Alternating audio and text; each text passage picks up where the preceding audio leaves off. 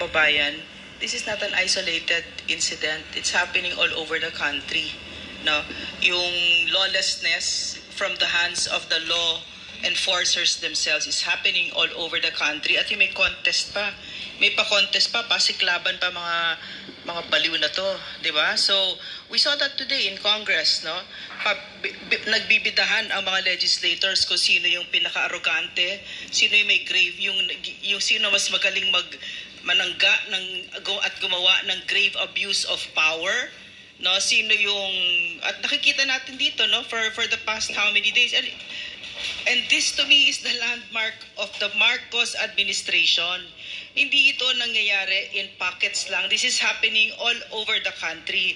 This is happening to powerful men with millions of followers like Pastor Quiboloy. It's happening to a former cabinet secretary of the Duterte administration. It's happening to the vice president. It's happening to the former president. You can bet it's happening to every citizen that they can do this to.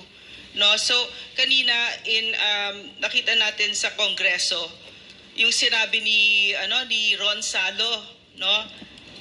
Dati alam ko may prinsipyo 'yan. Wala pala, no, talagang wala na talaga natira diyan sa Kongreso na 'yan. So ang sinabi niya kay spokes kung bakit niya isa-cite for contempt.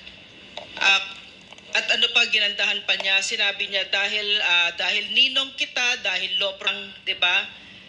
Because he was exercising his right to free expression. Paano yung ilang million, 19 million and 999 something Filipinos na hindi mo ninong at hindi mo law professor, Salo? Paano yon? Mabubulok na lang sila sa detention center. Ibig sabihin, kailangan magpasalamat pa si Spokes Roque sa'yo. Diba? Dahil 24 hours lang. Ganyan nakawalang North Compass itong mga ito. Wala nang moralidad. Correct. Itong mga nandito nakaupo sa gobyerno. Katulad ditong sila Marbil, sila Torres, sila Abalos. Mukha na sila na mismo. Ang bibigat na ng mga kamay at wala nang North Compass. Kung ano na sinasabi sa Kongreso, mali-mali na, hindi pa nahihiya. Andyan na meron ng video na evidence and it cannot lie. And yet hayagan sasabihin nila that who's that police colonel Santiago? He was saying something like, nag-ask kami ng permission ng maayos, di ba? But we had video proof, we had visual proof. No, and we had the testimonies of the IPs, yung marahas na ginawa ng PNP under Torre, under Marbil, under Abalos, under Bongbong Marcos.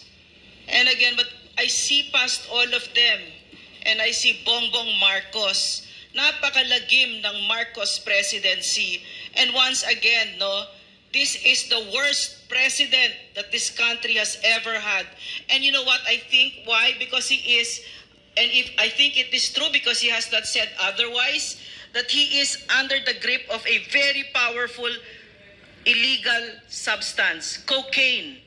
Ito na yung nangyari sa ating bansa. And sinabi din ni Cathy Binag na ang ating mga leaders na sa cabinet, 10 daw dyan, kajaming ni Bongbong Marcos. At meron pa dyan siya si pinagsasabi, sinabi niya sa amin off-cam, mga pangalan ng mga kongresista, na meron doon nakapila doon sa mga nang-aabuso sa atin sa SMNI at sa KOJC. Mga cocaine addicts. Yan ang nangyayari sa Pilipinas ngayon.